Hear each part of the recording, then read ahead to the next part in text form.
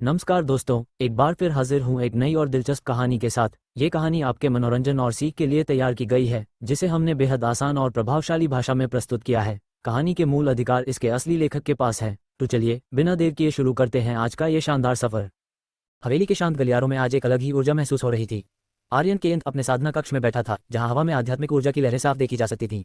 उसके पास 6100 skill upgrade points जमा थे, जो किसी भी योद्धा के लिए एक खजाना थे। आर्यन जानता था कि आने वाले खतरों से निपटने के लिए उसे अपनी रफ्तार और मारक क्षमता को देवताओं के स्तर पर ले जाना होगा। उसने अपना ध्यान सबसे पहले टेलीपोर्ट स्किल पर केंद्रित किया। जैसे ही उसने सिस्टम को कमांड दी, उसके शरीर के भीतर एक भयानक हलचल शुरू हुई। ऐसा लगा जैसे उसकी रूह हजारों हिस्सों में बढ़कर फिर से जुड़ रही हो। सिस्टम अलर्ट, कमांड स्वीकार कर ली गई है। टेलीपोर्ट स्किल सफलतापूर्वक रैंक एस से सीधे रैंक एसएस पर अपग्रेड हो गई है। विस्तारित प्रभाव। अपग्रेड पूरा होते ही आर्यन के दिमाग में एक नया मानचित्र उभर आया। उसकी टेलीपोर्ट करने की सीमा, जो पहले महज चंद मीटर थी, अब बढ़कर सीधे 2000 मीटर 2 किलोमीटर हो चुकी थी। ऊर्जा और दक्षता। इतना ही नहीं, अब इस शक्ति को इस्तेमाल करने में उसकी शारीरिक ऊर्जा स्टैमिना 30% कम खर्च होने वाली थी। इसका कूलडाउन समय भी इतना कम हो गया था कि वह बिना रुके एक के बाद एक कई छलांगे लगा सकता था। आर्यन के चेहरे पर एक शैतानी मुस्कान आ गई। बुरा नहीं है, बिल्कुल भी बुरा नहीं है। 2 किलोमीटर, अब मैं किसी की सोच से भी तेज कहीं भी पहुंच सकता हूं। इस तरह का टेलीपोर्टेशन इस पूरे क्षेत्र में किसी भी योद्धा के बस की बात नहीं है। आर्यन अब एक अजेय परछाई बन चुका था, जो दुश्मन के पलक झपकने से पहले उसके पीछे खड़ा हो सकता था। टॉवर की आवाज उसके दिमाग में गूंजी, मास्टर, आप वाकई भाग्यशाली हैं। जैसे जैसे आप इसकी ग्रेड को अर्थ ग्रेड से आगे बढ़ाएंगे, आप अंतरिक्ष और समय की सीमाओं को भी चुनौती दे पाएंगे। आर्यन ने मन ही मन खुद से वादा किया कि वह अपनी पॉइंट्स की कमाई कभी रुकने नहीं देगा, क्योंकि उसे पता था कि असली ताकत की कोई सीमा नहीं होती। 36 स्ट्रिंग वीविंग स्ट्राइक, गुरु की विरासत से आगे का सफर। टेलीपोर्ट के बाद अब वक्त था अपनी तलवार को और भी घातक बनाने का। आर्यन के पास 2 और विशेष कौशल थे, 24 स्ट्रिंग वीविंग स्ट्राइक और एलिमेंटल मैनिपुलेशन। जहां 24 स्ट्रिंग एक अर्थ ग्रेड स्किल थी, वहीं एलिमेंटल तकनीक सीधे हेवन ग्रेड की थी। आर्यन के पास 1100 पॉइंट्स और बचे थे। उसने अपनी बुद्धि का इस्तेमाल करते हुए सोचा कि उसकी मास्टर सेलेने ने उसे केवल 24 तारों की कला सिखाई थी। अगर वह इसे अपग्रेड करता है तो क्या होगा? अपग्रेड सफल, रैंक एस से एसएस। नया नामकरण, 36 string weaving strike, 36 string weaving strike. प्रभाव। अब आर्यन अपनी तलवार के एक ही झटके में अपनी स्वॉर्ड क्यूई से बने 36 जादुई तारों का जाल बुन सकता था। वह अपनी कल्पना से किसी भी खूनी पैटर्न को हवा में रच सकता था, जो लोहे की धलों को भी मक्खन की तरह काट दे। आर्यन का खून उत्साह से उबलने लगा। मास्टर सेलेने ने उसे केवल 24 तारों की शक्ति दी थी, लेकिन उसने इसे 36 तारों के महाविनाशक स्तर पर पहुंचा दिया था। ये किसी साजिश से कम नहीं था। उसकी तलवार की क्यूई पहले ही एनहांस्ड स्टेज के करीब थी, जिससे ये 36 तार और भी जानलेवा बन गए थे। उसने गर्व से सोचा, मैं किसी भी साधारण स्किल को उठाकर उसे ब्रह्मांड के शिखर तक ले जा सकता हूँ। मैं इस दुनिया के लिए एक ऐसा राक्षस साबित होने वाला हूँ जिसे कोई नहीं रोक पाएगा। लिलियन का दिव्य रूपांतरण और राजकुमारी का पागलपन। तभी लिलियन ने देवी वेक्स्ट्रा के साथ अपना मानसिक संवाद पूरा किया। जब वह आर्यन के पास आई तो उसका पूरा व्यक्तित्व ही बदल चुका था। उसकी चाल में एक गरिमा थी और उसकी आंखों में देवताओं जैसा आत्मविश्वास। कैसा रहा? क्या तुम्हें मेरी पहली पत्नी पसंद आए? आर्यन ने लिलियन को बाहों में भरते हुए पूछा। पसंद आए आर्यन, मैं बड़ी बहन वेक्स्ट्रा की दिव्यता की कायल हो गई हूँ। उन्होंने मुझे एक डिवाइन ग्रेप कल्टिवेशन तकनीक दी है। लिलियन की आवाज में एक अद्भुत रोमांच था। लिलियन ने आगे बताया कि अब वह न केवल आग, बल्कि बर्फ, आइस और पानी वाटर के तत्वों को भी जागृत कर सकती है। एक साथ 3 तत्वों पर महारत हासिल करना उसे इस साम्राज्य की सबसे शक्तिशाली एलिमेंटल मेज बना देगा। आर्यन ने मुस्कुराते हुए लिलियन का हाथ चूमा। मुबारक हो प्रिय, तुम मेरी राजकुमारी हो और मैं तुम्हें ब्रह्मांड की सबसे सुखी महिला बनाऊंगा। लिलियन उसकी बाहों में पिघल गई और अपनी खुशी दिखाने के लिए उसने एक बार फिर आर्यन के दिव्य दंत की सेवा शुरू कर दी। अगले 2 घंटों तक कमरे के भीतर प्रेम और वासना का ज्वार उमड़ता रहा। लिलियन के साथ इस मिलन से निकलने वाली ये ऊर्जा ने आर्यन को एक और बड़ा धक्का दिया और वह महज 2 घंटों में रूट असेंडेंट लेवल 6 पर पहुंच गया। यूनिटी का कठिन रास्ता और किमियावी का संकल्प। लिलियन के बाद आर्यन ने यूनिटी के साथ भी 3 घंटे बिताए। यूनिटी भी अब लेवल 5 रूट मास्टर बन चुकी थी। वह अपनी नई शक्ति को लेकर थोड़ी उलझन में थी। वेक्स्ट्रा ने उसे भला स्पेयर या धनुष बोप में से कोई एक रास्ता चुनने की सलाह दी थी। आर्यन ने उसे सीने से लगाते हुए कहा, वक्त लो, जल्दबाजी मत करो। जब तुम अपना तत्व चुनोगी तो वह सबसे सटीक होना चाहिए। यूनिटी ने आर्यन को चूमते हुए अपनी सहमति दी। अब आर्यन के लिए असली अग्नि परीक्षा का समय था। उसने तय किया कि अगले कुछ दिन वह हवेली के भीतर ही रहेगा। उसका मिशन स्पष्ट था, अपनी शुद्धता प्योरिटी को 100% तक ले जाना और 120 अलग अलग तरह की टीयर 0 गोलियां पिल्स बनाना।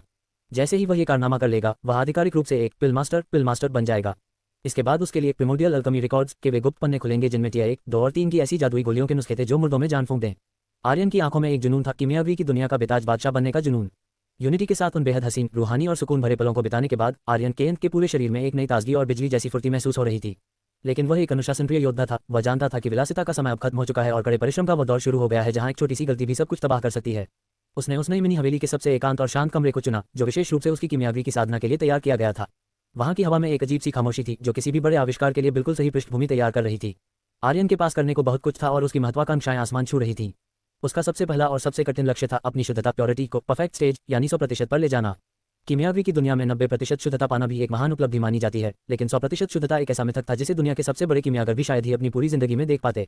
इसके अलावा उसे पिल मास्टर बनने की सीढ़ी चढ़ने के लिए 120 अलग अलग तरह की टीयर 0 गोलियां पिल्स तैयार करनी थी। सौभाग्य से उसके पास सामग्री इंग्रीडिएंट्स का इतना विशाल भंडार था कि वह हजारों बार कोशिश कर सकता था। 7 फ्लेम कंट्रोल, एक दैवीय कला का पुनर्जन्म। काम शुरू करने से पहले आर्यन ने टॉवर के साथ एक गहरा मानसिक संवाद किया। वह महज रटने वाली किमियागरी नहीं करना चाहता था, वह इसका बेताज बादशाह बनना चाहता था। टॉवर की सलाह पर उसने एक नई और अत्यंत जटिल तकनीक को सीखने का संकल्प लिया, 7 flame control and refining art, the 7 flame control and refining art. Aryan को याद आया कि जब वह रूट ब्लॉसम लेवल पर था तब उसने इस तकनीक को सीखने की कोशिश की थी, लेकिन तब उसका डेंटियन टेंशन और उसकी आध्यात्मिक ऊर्जा स्पिरिचुअल ची इतनी कमजोर थी कि वह इस तकनीक के भयानक भार को सह नहीं सका था। उसे तब छोटी मोटी तकनीकों से ही संतोष करना पड़ा था, लेकिन आज वह पहले से कहीं ज्यादा शक्तिशाली और अनुभवी था।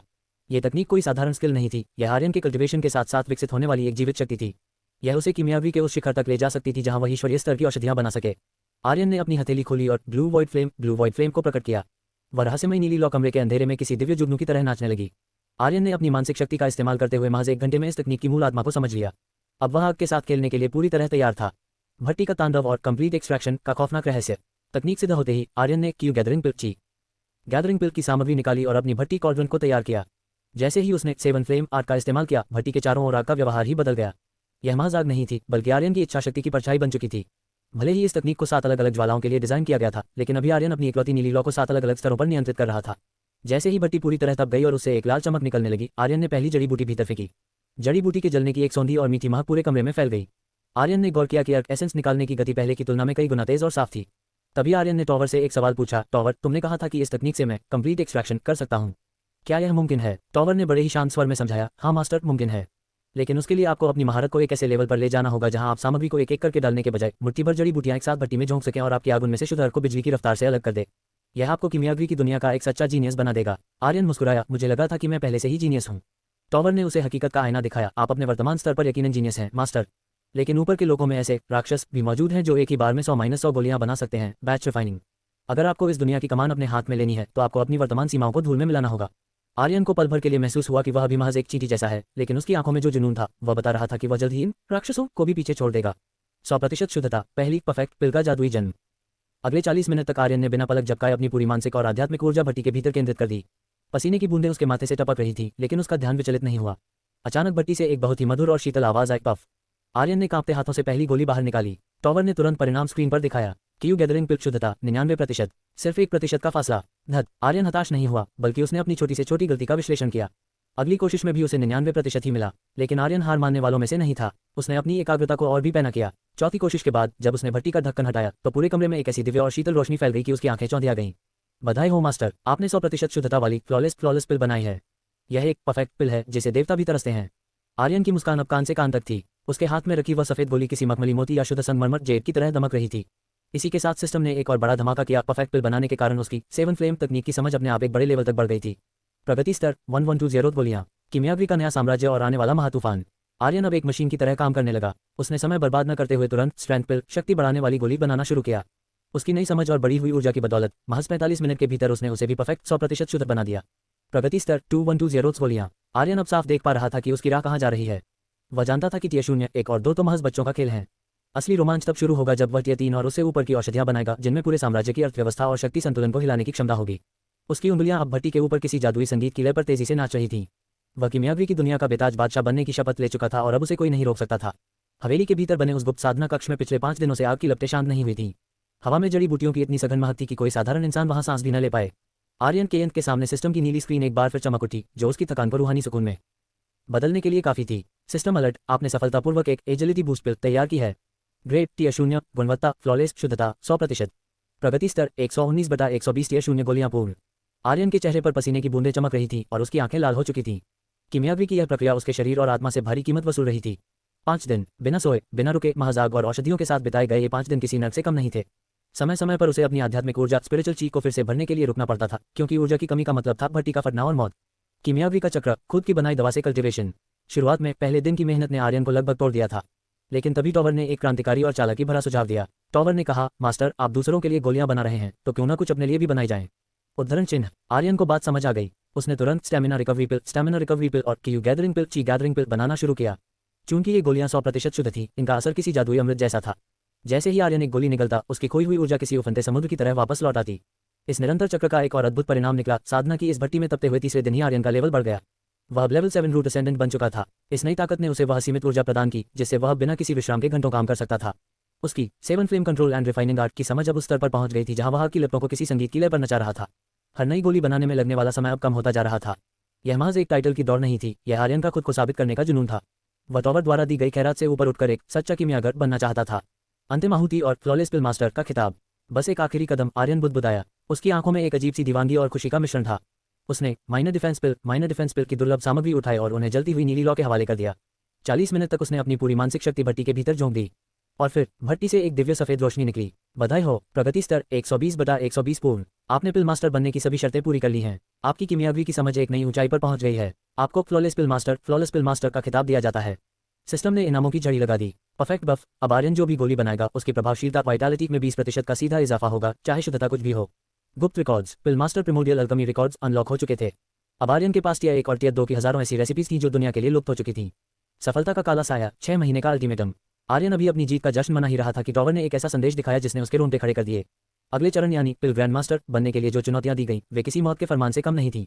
60 टियर 1 और 60 टियर -2 फ्लॉलेस गोलियां बनाना, एक असली पिल मास्टर को सरेआम द्वंद्व ड्यूल में हराना, एक टियर 3 फ्लॉलेस गोली का निर्माण करना, और सबसे खतरनाक शर्त समय सिर्फ 6 महीने। अगर आर्यन नाकाम रहा तो सिस्टम उसकी पिल फ्लेम को हमेशा के लिए छीन लेगा, जिसका मतलब था उसकी कीमियागी का अंत और उसके सपनों की मौत। चलो तो अब खेल और भी खूनी हो गया है। आर्यन ने ठंडी सांस ली। लेकिन डरो मत टॉवर, मेरे पास अब रेसिपीज का समुद्र है और पैसों का पहाड़। एशलैंड परिवार हो या कीमियागी के भगवान, मैं सबको देख लूंगा। टियर 1 का जादुई धमाका, 108 गुना रफ्तार। आर्यन ने अपनी नई ताकत को परखने के लिए टियर 1 की गैदरिंग पिल बनाना शुरू किया। पहली कोशिश 99% पर रुकी, लेकिन आर्यन अब परफेक्ट से कम पर समझौता करने वाला नहीं था। 50 मिनट की दूसरी कड़ी मेहनत के बाद उसने 100% शुद्धता वाली टियर 1 गोली तैयार की। टॉवर का विश्लेषण। आर्यन के विशेष खिताब 20% बूस्ट के कारण ये गोली अब यूजर की कल्टीवेशन रफ्तार को 108 गुना बढ़ा देगी और इसका असर 58 घंटों तक रहेगा। आर्यन ने बिना देर किए वह गोली अपने मुंह में डाली। जैसे ही उसने कल्टीवेशन शुरू किया उसे महसूस हुआ जैसे उसका पूरा शरीर एक दिव्य भट्टी बन गया है। महज 2 दिनों के भीतर वह लेवल 8 रूट असेंडेंट बन गया। 5 और फ्लॉलेस गोलियां बनाने के बाद आर्यन अपनी साधना से बाहर निकला। उसका शरीर अब किसी फौलाद की तरह मजबूत था। वह लिलियन के पास जाने ही वाला था कि तभी उसने देखा कि उसकी मास्टर सेलेने, जो 7 दिन पहले रहस्यमयी तरीके से गायब हुई थी, वापस लौट आई है। आर्यन की आंखों में एक चमक आ गई। अब वक्त था मास्टर को यह दिखाने का कि उनका नवागंतुक शिष्य अब एक साम्राज्य को पलटने की ताकत रखता है। हवेली के गलियारों में आज हवा का रुख बदला हुआ था। मास्टर सेलेने, जो 5 दिन में लौटने का वादा करके गई थी, पूरे 7 दिन बाद वापस लौटी थी। उनकी देरी का कारण शायद कोई बाहरी बाधा नहीं, बल्कि उनकी अपनी आंतरिक उथल-पुथल थी। आर्यन केएन की अविश्वसनीय प्रतिभा ने उनके जैसे महान योद्धा के मानसिक संतुलन को हिलाकर रख दिया था। आखिर कोई ऐसा इंसान जिसने महज कुछ दिन पहले तलवार पकड़ी हो, वह स्वॉर्ड ऑरा और स्वॉर्ड इंटेंट का मालिक कैसे हो सकता है? सेलेने ने इन 7 दिनों में खुद को शांत किया था और हकीकत को स्वीकार कर लिया था। लेकिन जैसे ही उन्होंने हवेली में कदम रखा और आर्यन के सामने खड़ी हुई, उनकी आंखों के सामने की दुनिया एक बार फिर से घूमने लगी। तुम ये कैसे मुमकिन है? तुम रूट असेंडेंट कब बने? और वो भी इस स्तर पर? मैं सिर्फ 1 हफ्ते के लिए बाहर गई थी। सेलेने की आवाज अविश्वास से कांप रही थी। उनके लिए यह नजारा किसी चमत्कार से कम नहीं था। जब सेलेने गई थी तब आर्यन एक मध्यम स्तर का रूट ब्लॉसम एक्सपर्ट था। उन्होंने अपनी दिव्य नजरों से उसे बार बार परखा था, इसलिए उन्हें उसकी ताकत का सटीक अंदाजा था। लेकिन महज 7 दिनों में एक पूरी मेजर रेल्म को पार कर लेना और अगले चरण के शिखर पर पहुंच जाना, ये कुदरत के हर नियम के खिलाफ था। आर्यन ने एक शरारती मुस्कान के साथ जवाब दिया, मैंने इसके लिए बहुत कड़ी मेहनत की है मास्टर। कीमियागी का, फ्लॉलेस, जादू और सेलेने का डर। सेलेने ने बुदबुदाते हुए कहा, आखिर मैं किस तरह के राक्षस मॉन्स्टर के साथ उलझ गई हूँ। उनकी आवाज इतनी तेज थी कि आर्यन ने साफ सुन लिया, लेकिन उसने उन्हें और ज्यादा परेशान न करने का फैसला किया। क्या तुम अपनी कल्टीवेशन छुपा रहे थे? सेलेने ने शक के लहजे में पूछा। नहीं मास्टर, मैंने कुछ नहीं छुपाया, आर्यन ने आत्मविश्वास के साथ कहा। पहली बात, मैं बहुत मेहनती हूँ, दूसरी बात मैं एक कीमियागर हूँ, और तीसरी बात मेरे पास एक असाधारण शरीर है। जब ये तीनों चीजें मिलती हैं तो 1 हफ्ता बहुत बड़ा समय होता है। आर्यन अभी उन्हें डुअल कल्टीवेशन के बारे में नहीं बताना चाहता था। वह जानता था कि अभी उनके बीच उस लेवल का भरोसा, या यूं कहें कि उस लेवल का थ्रस्ट पैदा नहीं हुआ है। क्या तुम कह रहे हो कि तुमने कीमियागी अल्केमी के दम पर अपना लेवल बढ़ाया? सेलेने की बाहें तन गईं। मैं भले ही एक तलवारबाज हूँ, लेकिन मैं कीमियागी के बारे में भी जानती हूँ। तुम्हारे स्तर पर ऐसी कोई दवा नहीं है जो इतना बड़ा चमत्कार कर सके। आर्यन मुस्कुराया और उसने अपनी बनाई हुई एक फ्लॉलेस गोली सेलेने की ओर बढ़ा दी। मैं बाकी कीमियागरों की तरह दूषित गोलियां नहीं बनाता मास्टर, मैं सिर्फ और सिर्फ परफेक्ट गोलियां बनाता हूँ। सेलेने की आंखें फटी की फटी रह गईं जैसे ही उन्होंने उस गोली की शुद्धता को महसूस किया। ये नामुमकिन है। हैरान मत होइए मास्टर, आपका शिष्य बहुमुखी प्रतिभा का धनी है। मेरी तलवारबाजी बेजोड़ है, मेरी आग पर नियंत्रण अद्भुत है, और जल्द ही मैं आपको अपने दूसरे हुनर भी दिखाऊंगा। आर्यन ने शरारत से आंख मारी। मास्टर का तोहफा, जानलेवा और स्टोन। सेलेने ने एक गहरी सांस ली। उन्हें डर था कि अगर दुनिया को आर्यन की असलियत पता चल गई तो शक्तिशाली लोग उसे अपना गुलाम कीमियागर बनाने के लिए टूट पड़ेंगे। आर्यन ने मजाक में कहा, तो क्या आप मुझे अपना गुलाम बना लेंगी? ऐसी सुंदरी का गुलाम बनना तो मेरा सौभाग्य होगा। टॉवर ने आर्यन के दिमाग में चुटकी ली, मास्टर डायलॉग अच्छा था, और फिक्र मत कीजिए, देवी विक्सट्रा ने सुनिश्चित किया है कि दुनिया का कोई भी गुलाम सील आप पर काम नहीं करेगा। सेलेने ने आर्यन को डांटते हुए कहा, बकवास मत करो, मैं तुम्हारी रक्षा करूंगी, लेकिन मैं चाहती हूँ कि तुम खुद भी इतने ताकतवर बनो कि अपनी हिफाजत कर सको। तभी सेलेने ने अपनी हथेली से एक बड़ा पत्थर निकाला जो एक वयस्क के मुक्के के बराबर था। उसे निकालते ही कमरे की हवा में तलवार जैसी तेज ऊर्जा भर गई जो आर्यन की खाल को चीरने की धमकी दे रही थी। टॉवर तुरंत चिल्लाया, मास्टर, वह ऑरास्टोन है, वह भी तलवारबाजों के लिए। इसे हासिल करने के लिए सेलेने ने अपनी जान जोखिम में डाली होगी। ये पत्थर अराजक ऊर्जा वाले क्षेत्रों क्योटिक जोन्स में पाए जाते हैं जहां खतरनाक जानवर और मौत का साया होता है। आर्यन ने गौर से देखा। सेलेने भले ही शांत दिख रही थी, लेकिन उनकी मांसपेशियों में खिंचाव था और उनकी आंखों में भारी थकान। वह समझ गया कि मास्टर ने उसके लिए अपनी जान की बाजी लगा दी थी। मास्टर और शिष्य करीब आती दूरियां। मास्टर, यह क्या है? आर्यन ने अनजान बनते हुए पूछा। ये ऑरा स्टोन है। इसे अवशोषित करो, ये तुम्हारी स्वॉर्ड ऑरा को कई गुना बढ़ा देगा। जल्दी करो, वरना इसकी शक्ति हवा में उड़ जाएगी, सेलेने ने उसे पत्थर थमाते हुए कहा। आर्यन ने पत्थर लिया, लेकिन उसका ध्यान पत्थर पर नहीं बल्कि सेलेने की थकी हुई आंखों पर था। वह उनकी थकान को महसूस कर पा रहा था। मास्टर, क्यों न मैं आपकी थकान मिटाने के लिए आपको एक मसाज दूं? आर्यन ने एक शरारती मुस्कान के साथ प्रस्ताव रखा। सेलेने पल भर के लिए जम गईं। तुम ये क्या कह रहे हो? उनकी आवाज में घबराहट और शर्मिंदगी का मिश्रण था। घबराइए मत मास्टर, आर्यन ने हाथ हवा में उठाते हुए कहा। मैं देख सकता हूं कि आप तनाव में हैं। मैं सिर्फ एक प्रोफेशनल शोल्डर मसाज की बात कर रहा हूं। अपनी सोच को काबू में रखिए। सेलेने का चेहरा लाल हो गया। उनके होंठ कांप रहे थे। आर्यन उनकी इस मजेदार हालत को देखकर अपनी हंसी नहीं रोक पाया। उसे पता था कि धीरे धीरे वह मास्टर के दिल और दिमाग की दीवारों को तोड़ रहा है। कमरे में खामोशी इतनी गहरी थी कि सेलेने की तेज होती धड़कनें साफ सुनी जा सकती थीं। आर्यन केंद्र अपनी मास्टर की आंखों में देख रहा था, जहां शक और भरोसे के बीच एक जंग चल रही थी। सेलेने का हिचकिचाना गलत नहीं था। आखिर वह सेंटेस थी, एक ऐसी पवित्र महिला जिन्होंने पिछले कई 100 सालों से किसी भी पुरुष को खुद को छूने की अनुमति नहीं दी थी। उनका अस्तित्व ही मर्यादा और दिव्यता की मिसाल था। एक पुरुष के हाथों का उनके कंधों पर होना उनके लिए किसी पहाड़ टूटने जैसा था। लेकिन कहीं न कहीं उनके मन के किसी सुदूर कोने में एक छोटी सी जिज्ञासा जन्म ले रही थी। वह जानना चाहती थी कि आखिर इस निडर शिष्य के इरादों में कितनी सच्चाई है। आर्यन की बेबाकी उन्हें न केवल हैरान करती थी, बल्कि उनके अंदर की उस औरत को भी जगा रही थी जिसे उन्होंने सदियों पहले सुला दिया था। पूरे 197 साल बाद सेंटेस सेलेने ने फैसला किया कि वह एक मर्द को अपनी देश छूने की अनुमति देंगी, भले ही वह कपड़ों के ऊपर से ही क्यों न हो। ठीक है आर्यन, लेकिन याद रखना, मेरी डिवाइन सेंस तुम पर नजर रखेगी। अगर तुमने कोई भी ऊंची हरकत करने की कोशिश की तो अंजाम बहुत बुरा होगा, फिर चाहे तुम मेरे प्रिय शिष्य ही क्यों न हो, उन्होंने एक चेतावनी भरे लहजे में कहा। आर्यन ने मन ही मन एक शैतानी मुस्कान बिखेरी। बेचारी मास्टर, इन्हें अंदाजा भी नहीं है कि एक असली मसाज क्या होती है। बहुत जल्द आपको मसाज से कहीं बढ़कर कुछ मिलने वाला है। मुझ पर भरोसा रखिए मास्टर। अब चलिए आपके शयनकक्ष बेडरूम की ओर चलते हैं, आर्यन ने खड़े होते हुए कहा। सेलेने की आंखें शक से छोटी हो गईं। बेडरूम? हम यहाँ क्यों नहीं कर सकते? शांत रहिए मास्टर, मैं बेडरूम की सलाह इसलिए दे रहा हूँ क्योंकि मसाज के बाद आप शायद बेहोश होकर सो जाएं। क्या आप चाहती हैं कि मैं आपको अपनी बाहों में उठाकर बेडरूम तक ले जाऊं? हालांकि किसी भी मर्द के लिए आपको एक राजकुमारी की तरह उठाना किसी सपने के सच होने जैसा होगा, आर्यन ने बड़े ही प्यार से शब्दों का जाल बुना। सेलेने के पास कोई तर्क नहीं बचा था। वह बस खामोशी से आर्यन के पीछे चल दी। आर्यन की नजरें उनकी कमर की उस मदहोश कर देने वाली लचक पर टिकी थीं। उसने खुद से एक वादा किया, बहुत जल्द ये सब मेरा होगा। डिवाइन डिजायर टच, रूह को सुकून देने वाला जादू। जैसे ही सेलेने बिस्तर पर बैठी, आर्यन उनके पीछे खड़ा हो गया। मास्टर, बस अपनी आंखों को बंद कीजिए और शरीर को ढीला छोड़ दीजिए। मुझे हराना मुश्किल है, लेकिन आज आपका हार मान लेना ही आपकी जीत होगी। आर्यन ने जैसे ही अपने हाथ सेलेने के कंधों की ओर बढ़ाए, उसने गुप्त रूप से अपनी विशेष शक्ति डिवाइन परवर्ट्स टच को सक्रिय किया। लेकिन इस बार उसका इरादा वासना नहीं, बल्कि अपनी मास्टर को चरम शांति देना था। जैसे ही उसकी उंगलियों ने सेलेने के रेशमी लिबास को छुआ, सेलेने के पूरे शरीर में बिजली की एक ऐसी लहर दौड़ी जिसे उन्होंने आज तक महसूस नहीं किया था। उनकी धड़कनें एक पल के लिए थमी और फिर एक शांत लय में बहने लगीं। यह क्या है? ये कैसा एहसास है? सेलेने ने तुरंत अपनी डिवाइन सेंस सक्रिय की ताकि वह देख सके कि आर्यन कहीं कोई काला जादू तो नहीं कर रहा। लेकिन उन्हें कुछ नहीं मिला। आर्यन की उंगलियां बस एक लयबद्ध और नपे तुले अंदाज में उनके कंधों की मांसपेशियों को सहला रही थीं। लेकिन हकीकत में आर्यन की इस शक्ति का नाम डिवाइन डिजायर टच होना चाहिए था। आर्यन जो भी इच्छा डिजायर करता, उसका स्पर्श वही प्रभाव पैदा करता। इस वक्त वह दो काम कर रहा था। पहला, सेलेने की सदियों पुरानी थकान को जड़ से मिटाना, और दूसरा, उनके मन को पूरी तरह शांत कर देना। मास्टर का समर्पण रूहानी नींद की गोद में। महज 2 मिनट बीते थे और सेलेने को अपनी पलकें भारी महसूस होने लगीं। उनके विचार धुंधले पड़ रहे थे। मुझे बहुत नींद आ रही है। उन्हें लगा जैसे वह किसी बादलों के समंदर में तैर रही हो। उन्होंने खुद से कहा, मुझे उस पर भरोसा करना होगा। उसने वादा किया है कि वह मेरा उल्लंघन नहीं करेगा। एक मास्टर होकर अगर मैं अपने शिष्य पर भरोसा नहीं कर सकती तो मैं कैसी गुरु हूँ? आर्यन, मैं अपना शरीर तुम्हारे हवाले कर रही हूँ। मुझे उम्मीद है तुम मेरी गरिमा का सम्मान करोगे। सेलेने ने अपनी आखिरी प्रतिरोधक शक्ति को भी त्याग दिया। जैसे ही उन्होंने खुद को ढीला छोड़ा, शांति की एक विशाल लहर उनके रोम रोम में समा गई। उनकी चेतना लुप्त होने लगी। कई सालों बाद सेंटेस सेलेने ने अपनी आंखें मूंद लीं और एक ऐसी गहरी और सुकून भरी नींद में सो गई जैसी उन्होंने अपनी पूरी जिंदगी में नहीं ली थी। आर्यन ने मुस्कुराते हुए अपनी मास्टर के कोमल शरीर को बिस्तर पर लिटाया और कंबल ओढ़ा दिया। उसने उनके शांत और मासूम चेहरे को निहारा और धीरे से उनके कान के पास बुदबुदाया, सो जाइए मास्टर। जब तक मैं यहाँ हूँ, आपको किसी भी चीज़ की फिक्र करने की जरूरत नहीं है। ये शिष्य आपकी रक्षा भी करेगा और आपकी ऐसी देखभाल करेगा जिसकी आपने कभी कल्पना भी नहीं की होगी। ब्रेकर थ्रू की तैयारी, ऑरा स्टोन की शक्ति। मास्टर को सुलाने के बाद आर्यन वहां से निकला। उसने कुछ घंटे यूनिटी और लिलियन के साथ बिताए, जिससे उसकी कल्टिवेशन की ऊर्जा और भी प्रबल हो गई। वह अब लेवल 8 रूट असेंडेंट के बिल्कुल आखिरी मुकाम पर था। बस एक छोटा सा धक्का और वह रूट मास्टर बन जाता। उसने लिलियन के साथ और वक्त बिताकर ब्रेकर थ्रू करने के बजाय खुद की मेहनत पर भरोसा करना बेहतर समझा। वह अपने कमरे में लौटा और उस बेशकीमती ऑरा स्टोन को निकाला। टॉवर, तुमने कहा था कि यह मुझे ब्रेकर थ्रू करने में मदद करेगा, है ना? आर्यन ने पूछा। टॉवर ने जवाब दिया, हाँ मास्टर, यह एक हाई ग्रेड ऑरा स्टोन है। इसमें इतनी ऊर्जा है कि यह न केवल आपकी स्वॉर्ड ऑरा को अगले लेवल पर ले जाएगा, बल्कि आपके पूरे कल्टिवेशन को एक नई दिशा देगा। आर्यन ने गहरी सांस ली, पालती मारकर बैठा और अपनी प्राइमोर्डियल इन्फिनिटी ड्रैगनआर्ट तकनीक को सक्रिय किया।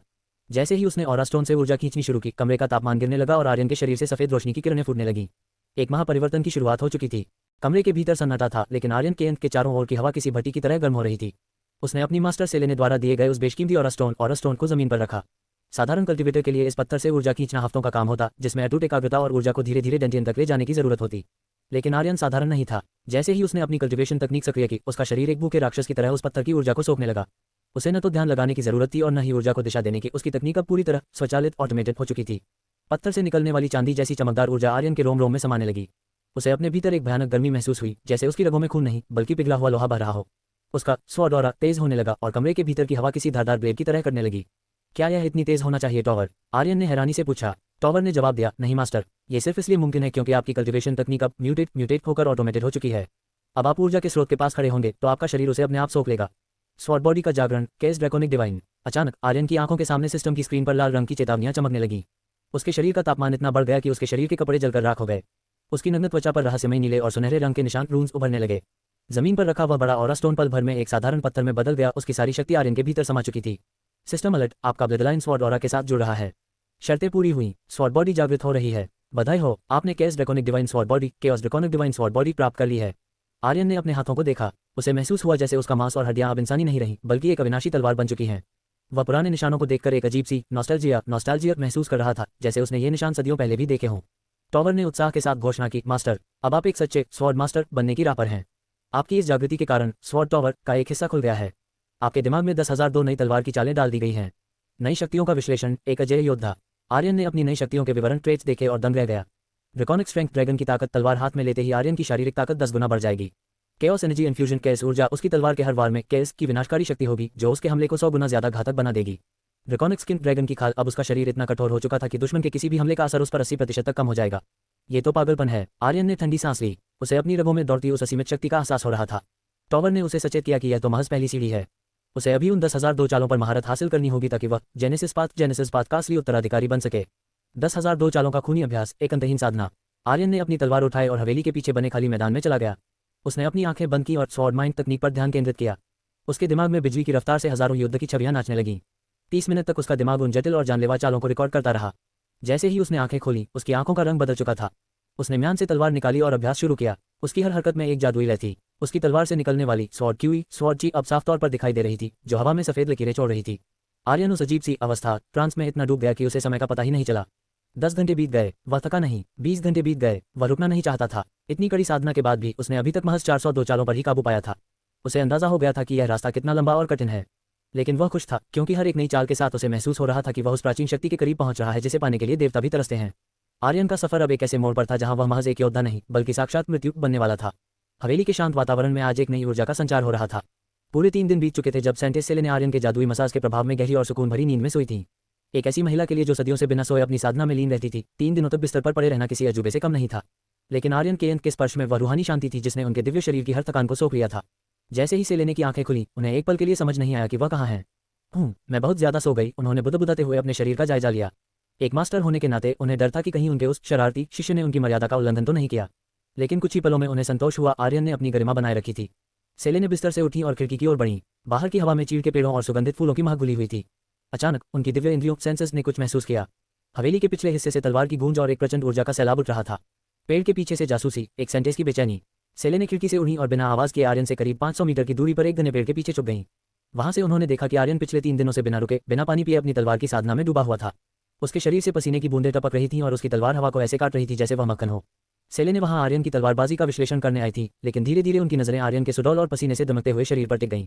एक पल के लिए वह अपनी मर्यादा भूल बैठी, लेकिन जैसे ही उन्होंने आर्यन के शरीर पर उभरे उन जादुई निशानों रून्स को देखा, उनके पैरों तले जमीन खिसक गई। ये कैसे मुमकिन है? इसने स्वॉर्ड बॉडी कैसे जागृत कर ली?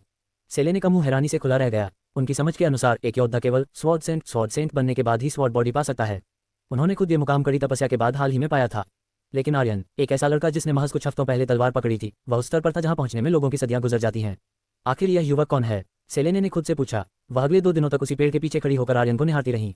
आर्यन अपनी धुन में इतना खोया था कि उसे दुनिया की खबर नहीं थी। टेलीपोर्ट और चोरी पकड़ी गई। साधना के 5वें दिन आर्यन अचानक रुक गया। उसके चेहरे पर एक गहरी और अर्थपूर्ण मुस्कान उभरी। सेले ने अभी कुछ समझ पाती उससे पहले ही आर्यन ने अपनी एसएसएस रैंक टेलीपोर्ट स्किल का इस्तेमाल किया। अगले ही पल आर्यन सीधे सेलेने के सामने खड़ा था। सेले ने डर के मारे उछल पड़ी और उनके मुंह से एक हल्की चीख निकली।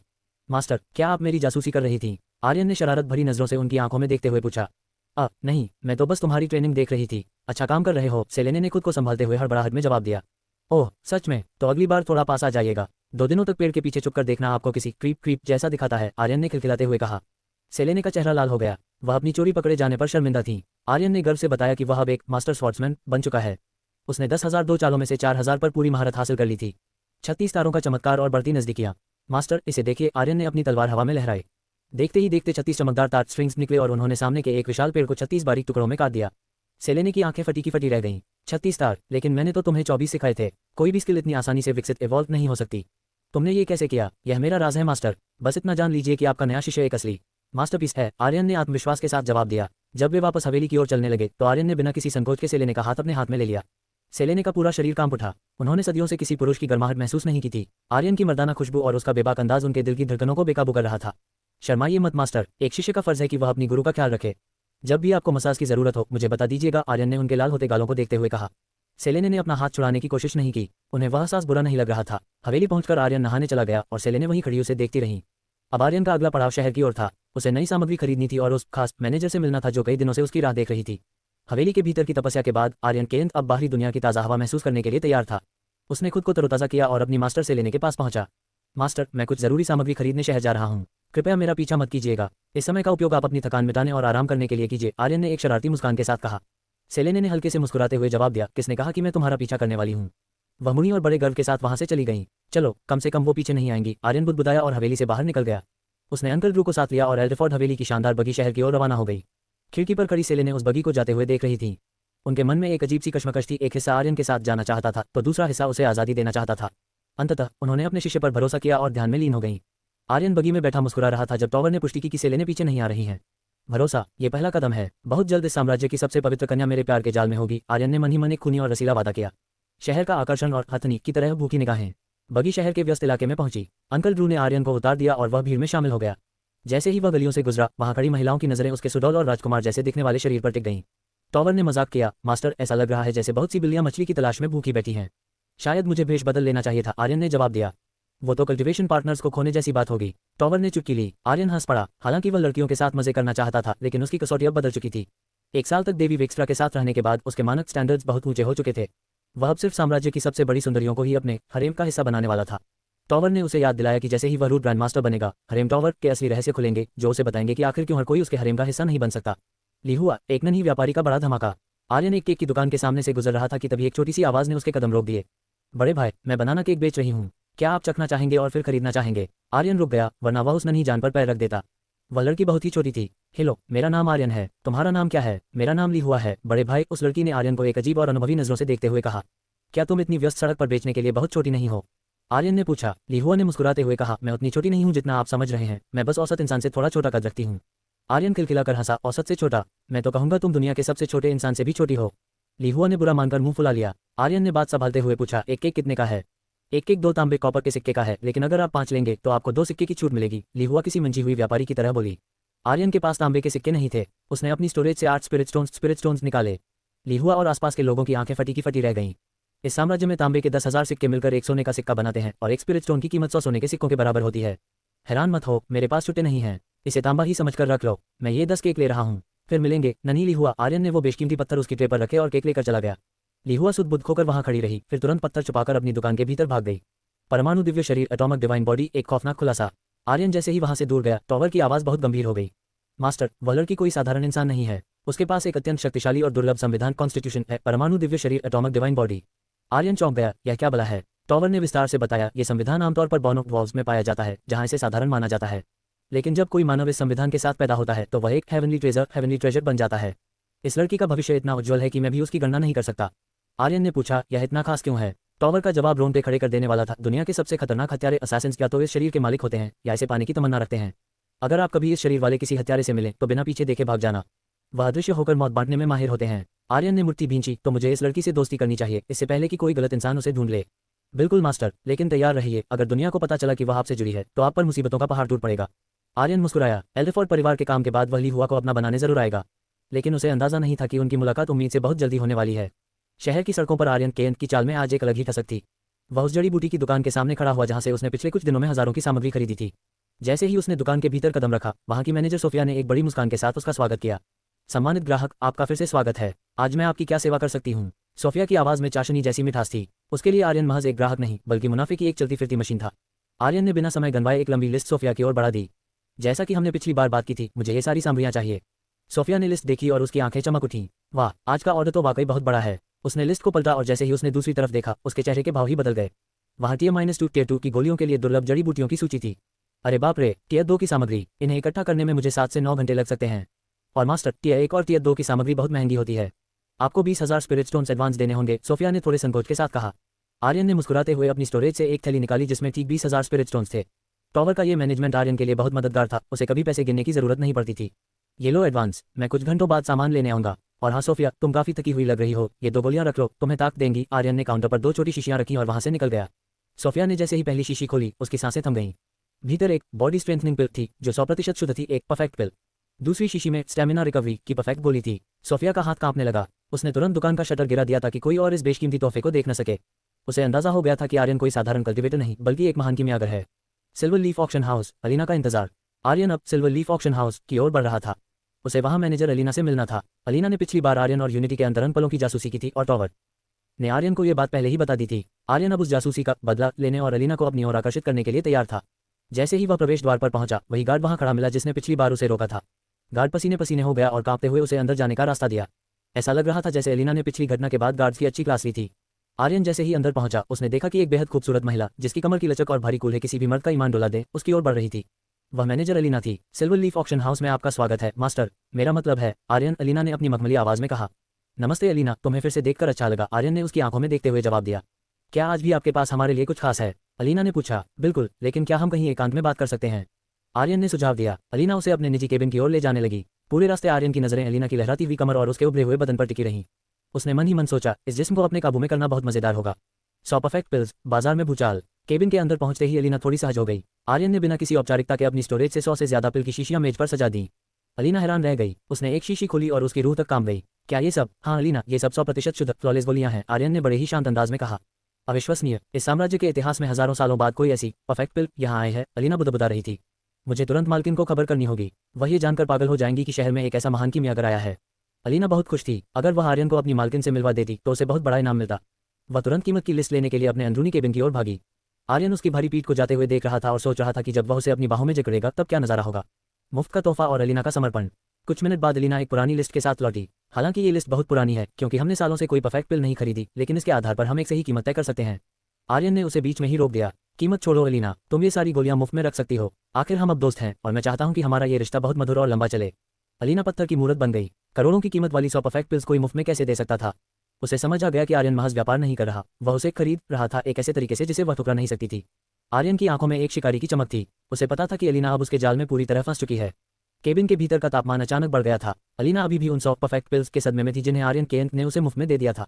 वह समझ नहीं पा रही थी कि यह इंसान उदार है या कोई बहुत बड़ी चाल चल रहा है। इतना हैरान होने की जरूरत नहीं है अलीना, हम बहुत जल्द बिजनेस पार्टनर्स बनने वाले हैं, तो इसे मेरी तरफ से एक छोटा सा तोहफा समझो, आर्यन ने उसकी आंखों में झांकते हुए कहा।